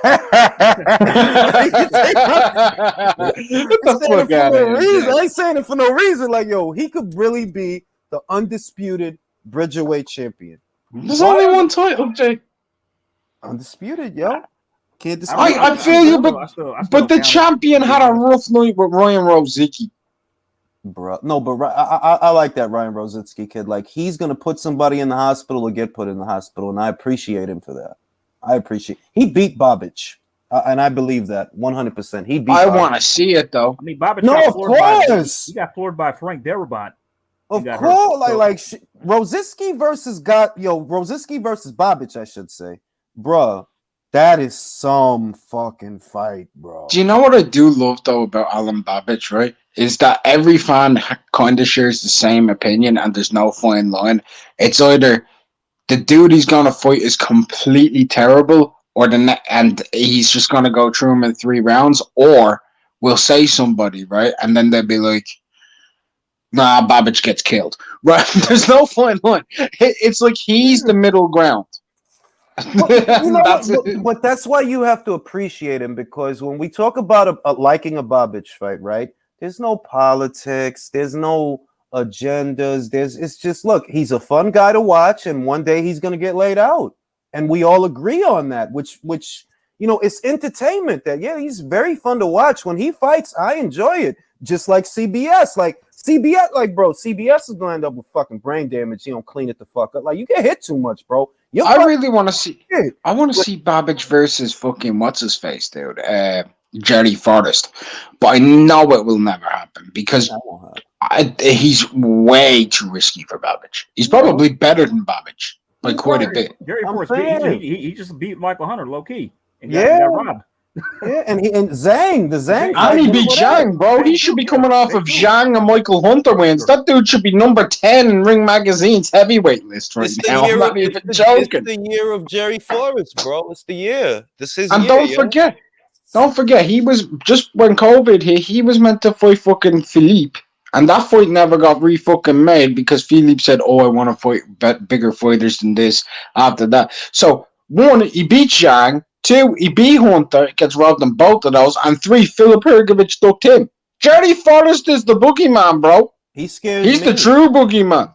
He scares me. Him and Chris Lovejoy. Theon Boxing says Chris Areola said that Gassiev hit him harder than everybody he's ever fought. Think about that. Yo, that's some shit, bro. He did say that. Yeah, he did say that in an interview. He said he's sparring with Gassiev and he hit him harder than anybody he ever fought. That's true. Bro, Gassiev got like the whole of Russia in his fucking fists, bro. He is the Ivan Drago of our generation. He is that. The motherfucker got too much hair, B. He does. Shit is wild out here. Babic fan-friendly banger, but he's getting banged out soon. Yeah, the Spillmont fight is evidence of that, bro. He got floored by that guy and got hurt. If you looking like that with a Spillmont, bro, Rozicki. But Bobby, I you, mean- you don't care. You ask him, talk about like, I don't care if I get knocked fuck out. I don't care. Like, just okay, you don't care until it happens. You don't care until it happens. Wait till it happens, and you might have a different opinion. I don't care if I get knocked out. He sound like Drago, B. Speaking of Hunter, I forgot he's still under that fucking multi-fight deal, bro. He's still under that shit. Talk about Shut up. You are slow. SLAO slow. Slaw. Talk about fucking yourself and painting yourself into a corner, bro. Michael Hunter took all the momentum that he got and just wiped his own ass with it. Like, bro, you just, bro. Oh man, I don't even feel sorry for him though, bro. All you had to do was fight Philippe, and you didn't want to do that, so I don't feel sorry for you, bro. Motherfuckers keep cheering on these dick in the booty ass moves. These dumbass Eddie Hearn didn't want to take. All right, then go fight Mike Wilson, bro. They If think that's Eddie's better. these fucking guys' parents or something, bro. That's the daddy issues coming through with these motherfuckers. Eddie Hearn is baby. Dumb motherfucker. So how's he holding up now? A fight with Mike Wilson and an arguable loss to Jerry Forrest in their rematch. You beat him before. Tell me that he made the right decision, please, because I seen the channels that was like, yeah, he did the right thing, yo. Yeah, all right, motherfucker. Come back to me. Come back now and tell me he did the right thing, B. He did the right thing. Asshole. Mike Wilson and Jerry Forrest. LOL, horrible. Fish sparring, not a fighting man. And yeah, man. You know what I'm saying? You know, Mike Tyson said that he didn't even get all the money for the Jones Jr. fight, and because of that, he may not do another exhibition. Well, depending on who he fights under, then who will pay him the money. So I'm just surprised that after all this time, because that exhibition, wasn't that a year ago? That exhibition? Going on like a year and some change, back in October with 2020, I want to say. That's fucking wild, bro. Man, that's how you not got all his money? He should be taking his ass in the court. I'm surprised he hasn't done that. It's fucking wild, bro. That's insane. I wonder if it actually did. Now I'm beginning to wonder if it actually did as well as they said it did, because they said it did like 1 million pay-per-view buys. Because if it did that much, he should have been able to get his money, no problem. Real shit. Oh well, I mean, we don't need no more old man fights. It's bad enough we got Kubrat Pulev versus Dos Santos in the Trigon. Can I ask a question, Jay? Why is it that Logan says Floyd hasn't paid him yet? Isn't it Showtime who was supposed to pay? Or am I missing something? You raised the same point that I made, Mark. That I'm like, I don't understand that. Why are you going to Floyd for the money? I thought Showtime was supposed to give you the Garrett, your purse or whatever it is. I think he's just keeping his name relevant because he hasn't got any fights either at the moment. But then again, we don't know what we don't know. You know what I mean? We don't know. Like, I don't know what Floyd agreed to. I don't know what was in the contract, but I do agree with you that that's a valid point to raise. Why are you going to Floyd? I thought the money was coming from Showtime. Floyd got a NASCAR car now. You know, Floyd still hasn't paid me for the fight. You're asking your opponent to pay you. That's the best fucking news we heard in reference to that fight, because you don't deserve to get paid for that bullshit. Boo boo beep beep boo. Oh, boo, boo, boo, You don't boo, deserve boo. no bread for that bullshit. Yo, that whole card was terrible. It was raining, motherfucking Hurd and The broadcast went out several times. Yeah, and Hurd and Arias was slipping and sliding in the ring during the fight. That was a disaster. It was a disaster. That was like That the shit universe was trying terrible, to bro. like God raining down on that shit. Y'all gotta stop this shit. Yeah, Jay, do you know what the best take I heard though after the Floyd Logan Paul thing was? And this dude was dead serious. Logan Paul would beat Canelo because he won more rounds against Floyd Mayweather than Canelo did. Yeah, no, and then that's just boxing being fucking boxing, bro. Bizarre sport that just has bizarre people that watch it. Because I'm like, oh, really? You seriously? What fuck is calling me? All that was like, you can say Floyd got the first 2 rounds, and after that, Logan was just trying to spoil and survive. That was it.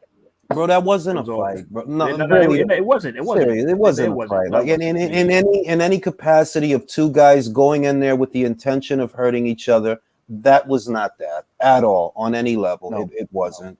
So I don't know why people are outraged when, like, if they were outraged, I don't know why. I mean, it's like it was never an official fight, and Floyd said that it's a legalized bank robbery.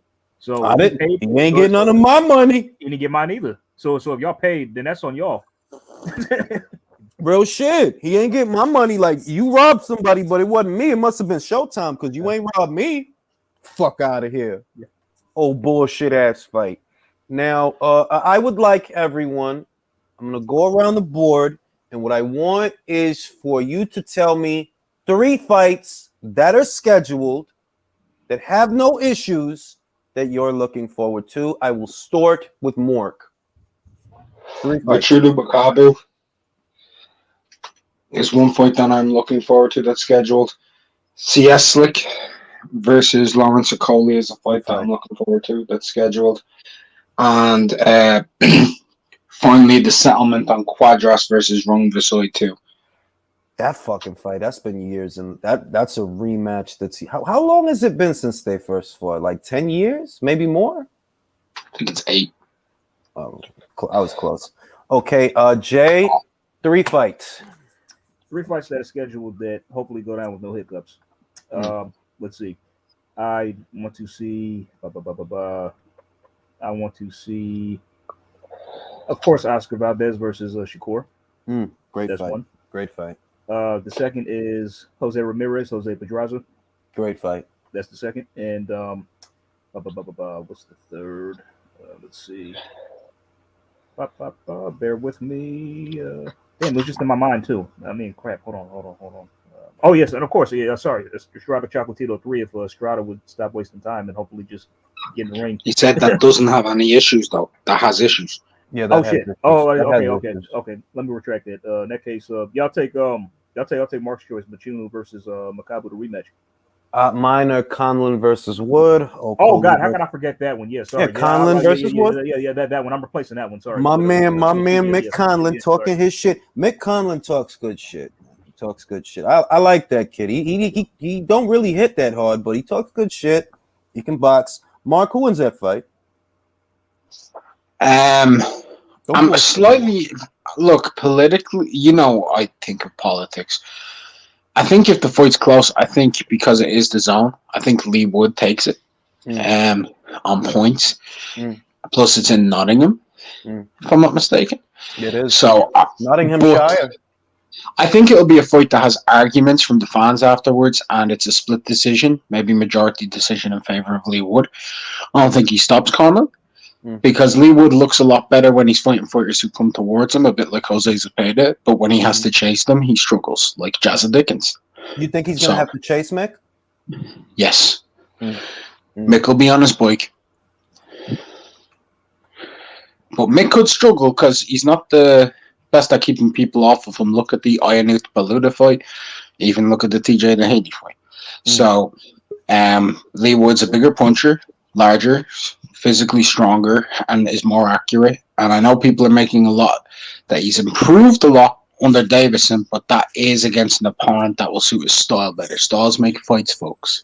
They do. That's make right, fights. And he gets fucking terrible haircuts. I have to say that. Like Mick Conlon, bro, Mick Conlon gets nice haircuts. Like they be styling Mick shit. Fucking Lee Wood, like, bro, what is that? He can get styled all he wants, man, but like, let's not make out like his Celtic fucking cross on his neck doesn't look like he has a spot of leprosy. I'm not fucking dealing with that shit, man. It looks like it looks like Ben Hur gave him a hickey. Bro, look, Lee Wood looked like Diet Ben Askren.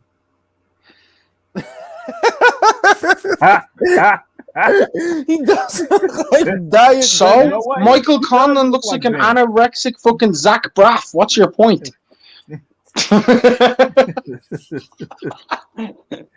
Oh, all right. That man was mid-sip when I said that too. I'm sorry, Jay. Now, geez, I lost my train of thought. What the fuck? Right, Chantel Cameron is in fucking New York. Why does everybody want to go to New York now that I don't fucking live there, bro? That sucks, bro. Well, I think they're telling you something. What, to go back? I'm not going back. No, I think they're saying, please don't come back. That's why they're there. Fuck you, bro. Fuck you, man. Fucking asshole. But yeah, I think we've covered all the spicy subjects this morning. So I'll see you guys on the late night boxing talks. Pew! Deuces, Thanks y'all. for having us on, man. All right. Hit the like, folks. Hit the like.